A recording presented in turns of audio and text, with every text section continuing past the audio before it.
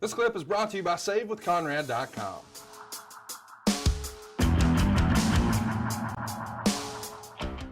But the beat goes on for you on December 5th. You guys are running a show in Lakeland, Florida. On December 6th, you're back in Charlotte, North Carolina. It's a matinee show at the Coliseum. It's going to be a TV taping. The mighty Wilbur is going to defeat Arn Anderson. Of course, after the bout, Tully and Arn are going to double team Wilbur. Lex Luger is going to make the save and clear the ring. But talk to me about mighty Wilbur. This is a pretty big moment. We never saw you lose on TV. And here it is, the mighty Wilbur.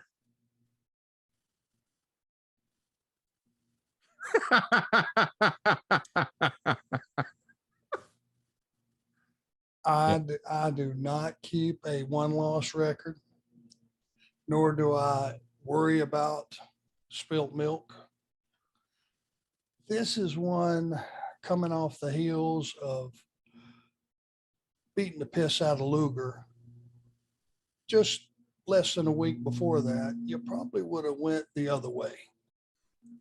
Arn Anderson kicks the shit out of the mighty Wilbur. Wouldn't you think? I would think so, but now, by the way, if you're listening to this and for whatever reason you're not familiar with mighty Wilbur, I encourage you to Google image him, because if my fat ass put on some overalls, we could be related. And his wallet is not pulling them down in the back like yours is. You got an ass crack, not because you have no ass, it's because your wallet is heavier than hell. Oh gosh, listen to you. Yeah, Wilbur had not established himself. He was not a huge star at that point. He was big guy, moved, you'll hear this from time to time, moved good for a big guy. It doesn't mean he moved good. It just meant he moved good for a big guy. Probably should have went the other way. This is one of those times when you look at it now, so far down the road, and you realize how the company went and the decisions they made and the talent made and all those things. This could have been one of those things in my thought process a few months down the road where I look back and went, and you know what? That was some stupid shit too. Way back then. It's not the focal point now, but it might have added, to the negativity and the different thought process. When you start to scrape all those things together and you put them in a pile in front of you, you go, hey, you know what? They are shitting on me. I hadn't thought about it, but you look at it all in one, on one table, this piece, that piece, this piece, that piece. That could have been one. So the dark match that day, there's two in Charlotte. It's a matinee show again on December 6th. It's the Road Warriors and Paul Ellering taking on JJ Dillon, Arn, and Tully. I really like that. These badass monsters and their manager against maybe the biggest, best finesse team and their manager. What'd you think of those six mans with Paul on their side and JJ on you guys' side? This was that same day? Same day. Well, the intelligent Arn Anderson goes, what would lead any logical thinking person to believe if I can't beat the mighty Wilbur, that we're going to beat the Road Warriors? Well, it turns out you didn't. Surprise, the Road Warriors won. Wow, that was a shocker. I bet you didn't see that coming. And they have the same body. They have the same experience. They're all over the same. Well, let's say that was just another one of those things you could have did without putting mighty Wilbur over. Even if it was a DQ until he came in with the shoe and we beat him up, anything would have prepared you at least for the match that you had later on, because that was still, especially coming off of Starrcade, that's a marquee match.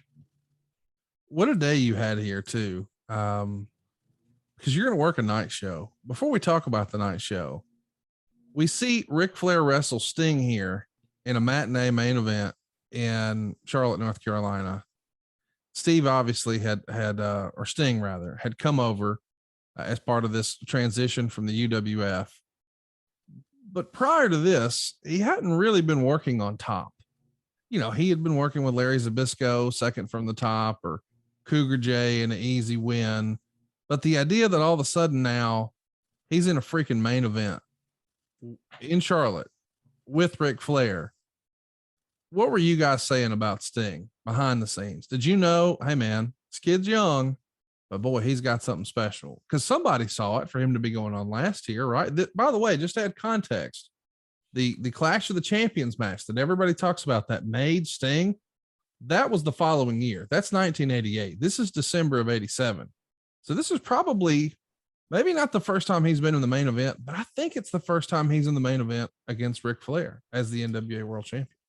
In a main event dark match, correct? Yes. Yes. I think it was a tester. I think when Sting walked in the room, you could tell the way he carried himself. Now this is the pre aquamarine bright leather outfits that he wore, and the real cool, once he mastered the paint, the tan. This was the beginning version of Sting, but everybody that knew what they were talking about from a talent perspective looked at him and went, that kid's got something. You looked at him, you looked at Rick Steiner, you looked at Dr. Death Steve Williams, the good that came from Watts territory. I mean, there were some players that came out of there, and Sting was one of them. You just could see the way he carried himself. Now, we knew he was going to have to get in ring shape, because top baby faces during that era, you better be ready to go. Everybody could go, no matter what you thought of Dusty. If you needed 30 minutes, he could give you 30 minutes. Mm-hmm. It would be at a Dusty Rhodes pace, and it would be his type match. But if need be, he could do it. All your baby faces could do it at that time, because you can't. The worst thing in the world, and I mean, if you go back and look at some real stinkers throughout history, match wise, it was because the babyface blew up.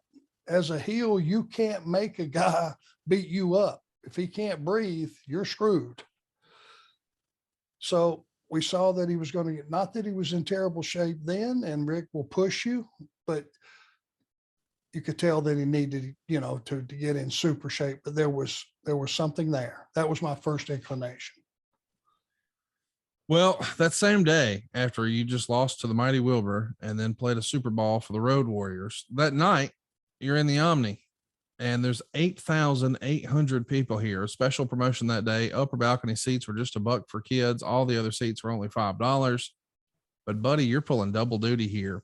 The Road Warriors are going to beat you and Arn Anderson, or you're Arn Anderson, you and Ric Flair. Arn is substituting for Lex Luger though. So originally this was promoted locally as Flair and Luger versus the Road Warriors. Now we know the story. Luger's on his way out of the Horsemen. So we got to have Arn Anderson in here. Tully Blanchard interferes. But what's interesting is right away, that turns into a big match. Arn and Tully with Bobby Eaton and Stan Lane taking on Ricky Morton, Robert Gibson, Chris Champion, and Sean Royal in a cage match.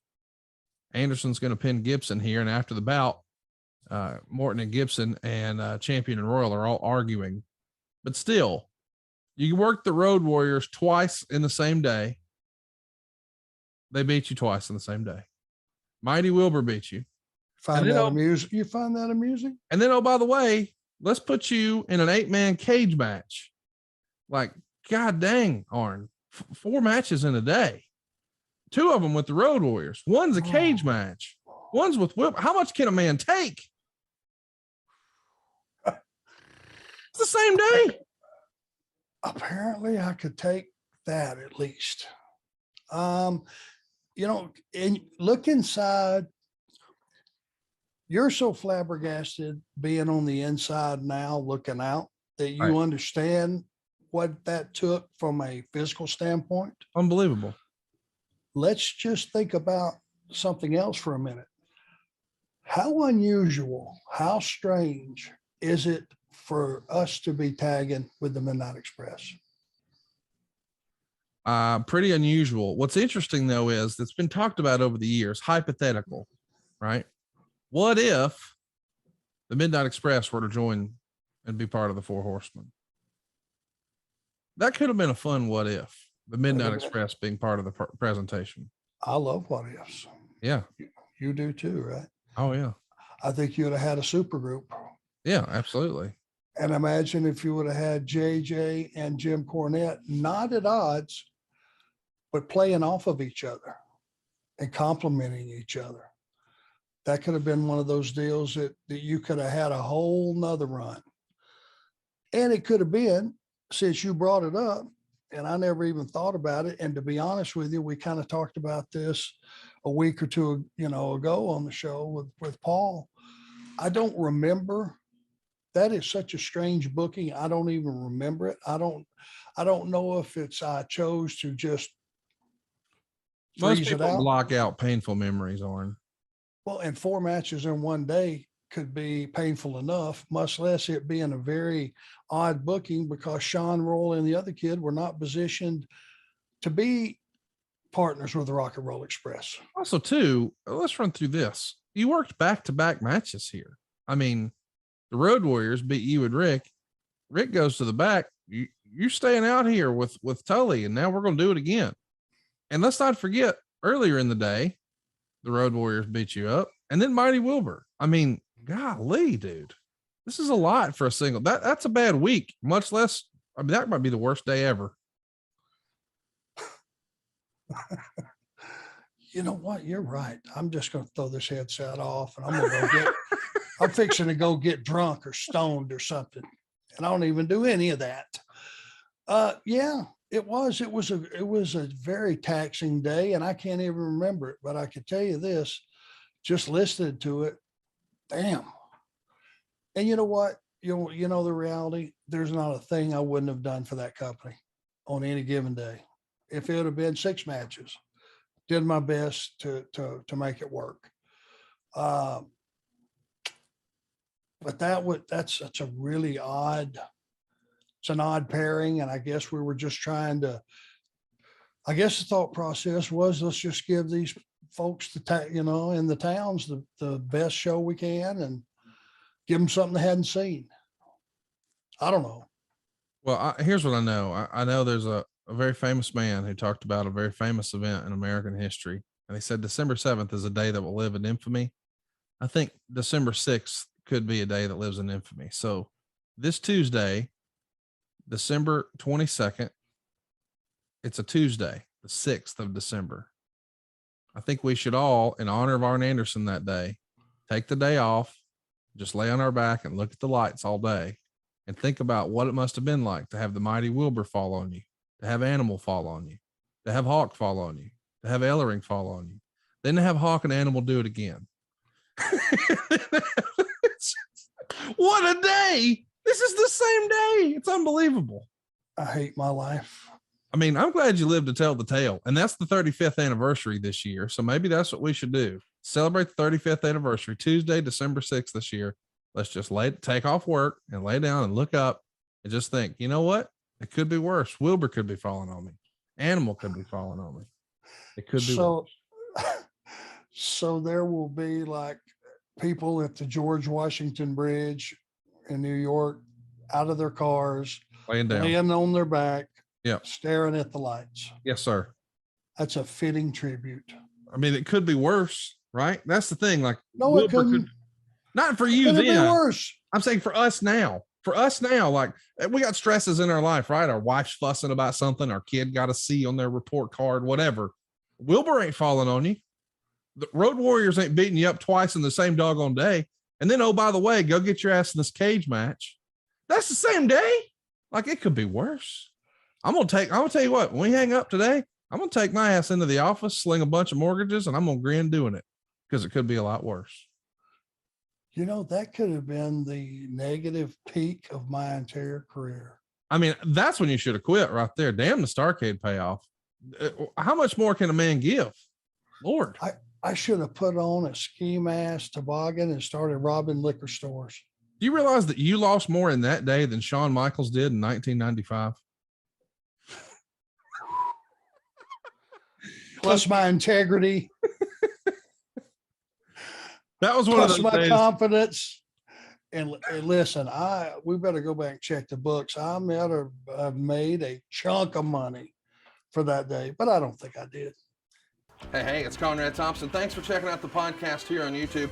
Be sure to hit the subscribe button and the notifications bell so you get a notice anytime we upload some new content. And go save yourself some money right now. If you're in a 30-year loan or you have credit card debt, it's not a matter of if I can save you money, it's a matter of how much. Find out right now for free at SaveWithConrad.com.